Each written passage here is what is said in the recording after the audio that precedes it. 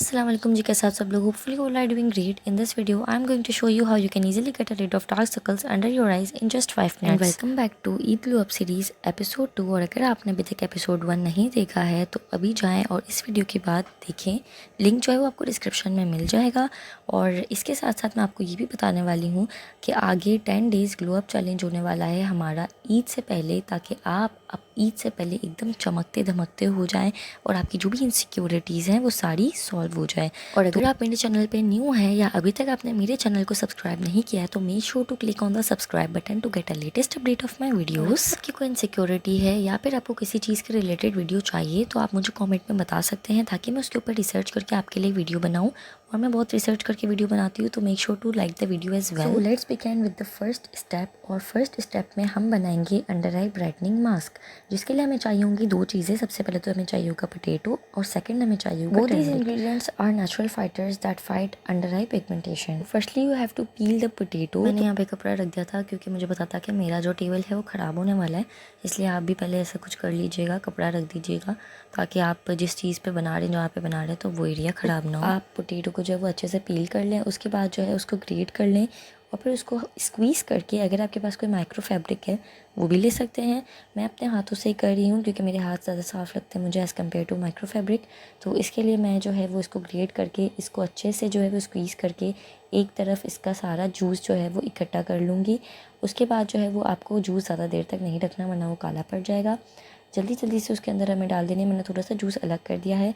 और अब उसके बाद इसके अंदर मैं डाल दूँगी हल्दी. मैंने पिंच हल्दी डाली है. अगर आपको थोड़ा सा ज़्यादा पिगमेंटेशन है तो आप थोड़ी ज़्यादा हल्दी भी डाल सकते हैं. तो मैं यहाँ पे यूज़ कर रही हूँ बिल्कुल ओरिजिनल वाली हल्दी, जो कस्तूरी हल्दी होती है ना, वो वाली है. वाइल्ड टर्मरिक भी कह सकते हैं इसको. तो ये बिल्कुल ओरिजिनल वाली हल्दी है, तो मैं ये यूज़ कर रही हूँ. मैं अपने सारी जो रेमेडीज़ होती है उसमें यही यूज़ करती हूँ. अगर आपके पास घर की हल्दी है तो वो भी डाल सकते हैं, बट मैं ये डालती हूँ क्योंकि मुझे इसके ज़्यादा अच्छे रिजल्ट्स मिलते हैं. अगर आपके पास ये है तो ये डाल दें. और फिर आपको इसको अच्छे से मिक्स करके अपनी अंडर आइज़ पे लगाना है. अगर आपके आइज़ के ऊपर पे भी पिगमेंटेशन है तो वहाँ भी लगा सकते हैं. तो मेरे से थोड़ा सा गिर गया है, जस्ट इग्नोर इट. और फिर उसके बाद इसको आप लीव कर दें. आपकी जो हमारी जो नकल्स है ना, वो उसकी स्किन और हमारी जो अंडर आई की स्किन होती है वो बहुत मिलती हैं. मतलब जितनी सेंसिटिव हमारी नकल्स और जितनी थिन स्किन नकल्स की होती है, उतनी ही जो है वो हमारी थिन स्किन होती है अंडर आइज़ की. उसके बाद मैंने अपना हैंड वॉश करे हैं और आप देख सकते हैं बिफ़ोर और आफ्टर का रिज़ल्ट. तो आप बेफिक्र होकर इसको अपनी अंडर आइज़ पर लगाएं.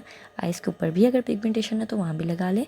और उसके बाद फिर you are good to go. 15 minute के लिए रखें और उसके बाद आप उसको वॉश कर दें ठंडे पानी से. Now let's move on to our second step, which is tea bags. ये टी बैग्स हैं, ग्रीन टी बैग्स हैं. ये आप देख सकते हैं कि कौन से तपाल के जो है वो ग्रीन टी बैग्स वाले हैं, ये लेमन वाले. तो लेमन तो वैसे ही बहुत अच्छा होता है हमारी स्किन के लिए, उसमें नेचुरल ब्लीचिंग प्रॉपर्टीज़ होती हैं. तो इसको आपको है ना, मैंने इसको ओवरनाइट फ्रीज़ किया था. अगर आप चाहें तो इसको 1 घंटे के लिए भी कर सकते हैं, बट मैंने इसको ओवरनाइट किया था ताकि अच्छे रिजल्ट्स हो. तो अगर आपके पास टाइम नहीं है तो आप इसको 1 घंटा भी रख सकते हैं. तो जो ये इसके अंदर जो है वो कैफ़ीन होती है, जो आपके डार्क सर्कल्स को फेड करने में बहुत हेल्प करता है. आपकी फ़ाइन लाइंस, जो आपकी अंडर योर आइज़ आपकी जो फ़ाइन लाइंस होती हैं, उनको भी बहुत हद तक कम करने में हमारी हेल्प करता है. इसके अंदर कैफ़ीन होती है, तो इसके लिए ये बहुत अच्छी चीज़ है. वैसे तो कॉफ़ी भी बहुत अच्छी चीज़ है हमारी अंडर आइज़ के लिए, लेकिन मैं उसको इसलिए मैंने नहीं डाली है क्योंकि ऑलरेडी एक कैफ़ीन मैं डाल रही हूँ. दो तो कैफ़ीन एक साथ डालना सही नहीं रहेगा. इसके लिए मैं ये आपको बता रही हूँ कि ये ज़्यादा अच्छा है, ये ज़्यादा अच्छी रेमेडी है. तो अगर आपके पास टी बैग्स नहीं है तो फिर आप कॉफ़ी और हनी का मास्क बना के लगा सकते हैं, अगर आपके पास ये वाले टी बैग्स नहीं हैं तो. वरना मैं यही सजेस्ट करूँगी, रिकमेंड करूँगी कि आप यही यूज़ करें और फिर इसको जो है वो ठंडे ठंडे अपनी अंडर आइज़ पे रखें. पहले सीधा रखें और फिर उल्टा रख दें, ताकि आपकी जो आइज़ के ऊपर वाला एरिया है उसको भी सुकून मिले, ठंडक मिले. जितनी ज़्यादा ठंडक होगी, जितना ज़्यादा उसको जो है कोल्ड वो मिलेगा, उतनी ज़्यादा आपकी जो पोर्स है वो क्लॉग होंगे और आपकी जो स्किन है वो टाइट होगी. Now you have to place them under your eyes for 15 minutes. अगर 15 मिनट्स के लिए बहुत ज़्यादा है तो बीच बीच में आप थोड़ा हटा सकते हैं, क्योंकि मैंने ओवरनाइट रखा है तो ज़्यादा ठंडे. अगर आप 1 घंटे के लिए रखेंगे तो इतना ठंडा नहीं होगा. अच्छा जी, उसके बाद फिर मैं आपको एक और टिप देना चाहूँगी. वो ये है कि मैंने जिस तरह प्लेट के ऊपर प्लास्टिक बैग रखा है और उसके ऊपर रखी है सारी ग्रीन टी की जो बैग है, वो उसी तरह आप भी ऐसे ही रखेंगे. तो ये होगा कि जब आप उसे फ्रीज़ करेंगे और जब आप उसे हटाएंगे ना, तो उसका जो पार्चमेंट पेपर जिसमें ग्रीन टी होती है ना, वो फटेगा नहीं, जिस वजह से कैफ़ीन जो है वो लीक नहीं होगी. वरना फिर ये हो जाएगा कि आपकी जो कैफ़ीन है वो आपकी आइज़ पे लग जाएगी या आइज़ के अंदर भी जा सकती है. तो मेक श्योर कि आप इस चीज़ का ध्यान रखें. उसके बाद जो हमारा थर्ड स्टेप है वो है कोल्ड स्पून्स का. सेम टू सेम मैंने यही किया था। जिस तरह मैंने अपनी जो ग्रीन टी बैग्स हैं उनको भी ओवरनाइट फ्रीज़र में रखा था, इसी तरह मैंने अपनी कोल्ड स्पून्स को भी फ्रीज़र में रखा था ओवरनाइट। तो उसके बाद उनका कुछ यह हाल हुआ है।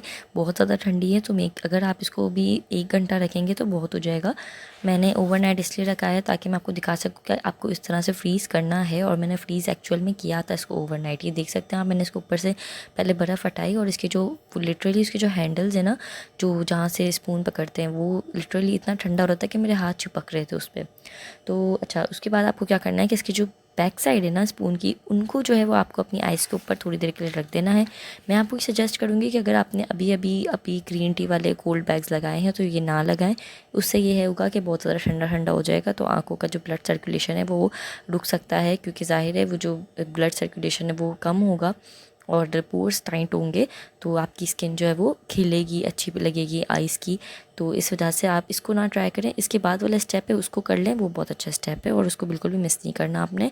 तो ये वाला जो स्पून वाला स्टेप है वो ये है कि अगर आप करना चाहते हैं तो करें, नहीं करना चाहते, अगर करना चाहिए आपको लगता है कि आपको करना चाहिए, तो आप इसको 15 मिनट बाद यूज़ करें। कब? जब आप ये कैफ़ीन वाले बैग्स हटा दें उसके 15 मिनट बाद, ठीक है। उसके बाद जब आप इसको लगा लें तो उसको भी है ना आप कम से कम 2 से 3 मिनट रखें। इनको ज़्यादा रखने की ज़रूरत नहीं है।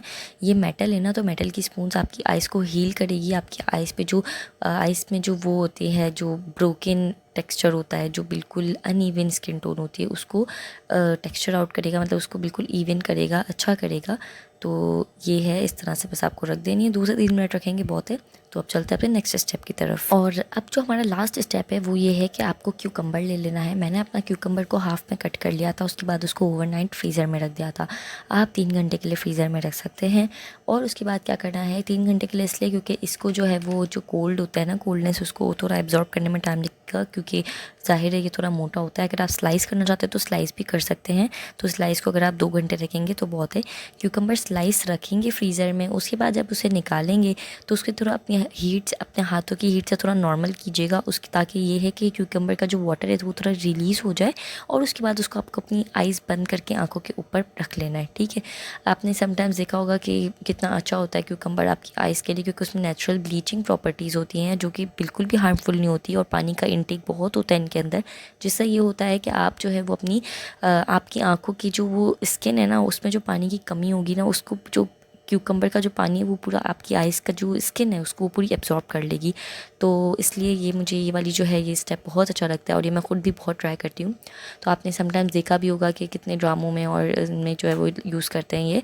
तो इसलिए मैंने तो ये पूरा लिया है। उसके बाद ये क्या करते हैं, अगर आप चाहें तो हाफ़ कट कर सकते हैं, वरना स्लाइस भी चलेगा। उसके बाद आपको इस तरह से हल्का हल्का अपनी आइज़ के ऊपर थोड़ा सा सर्कुलेट मोशन में मसाज करनी है क्यूकम्बर से ही। उससे ब्लड सर्कुलेशन बहुत अच्छी होगी, और आपकी ब्लड सर्कुलेशन अच्छी होगी तो क्यूकम्बर तो वैसे ही बहुत अच्छा होता है आपकी स्किन के लिए। तो आप खुद देखेंगे डिफरेंस बिफ़ोर और आफ्टर का। बिफ़ोर की पिक्चर ज़रूर ले लीजिएगा, ताकि आपको पता चले कि आफ्टर में जो आपके रिज़ल्ट होंगे वो स्टनिंग होंगे, आप खुद हैरान होंगे देख के। तो इसलिए ये बहुत ही ज़्यादा मज़े का जो है वो तरीका है, ये मैं खुद ट्राई करती हूँ। और इसमें कोई भी हार्मफुल केमिकल वगैरह कुछ भी नहीं है, ये बिल्कुल सेफ़ है, बिल्कुल आप यूज़ कर सकते हैं बहुत इजीली। बट ये अच्छी बात होगी कि अगर आप इसको स्टोर ना करें, जो पहले मैंने मास्क को बताया उसको स्टोर ना करें तो बेहतर होगा।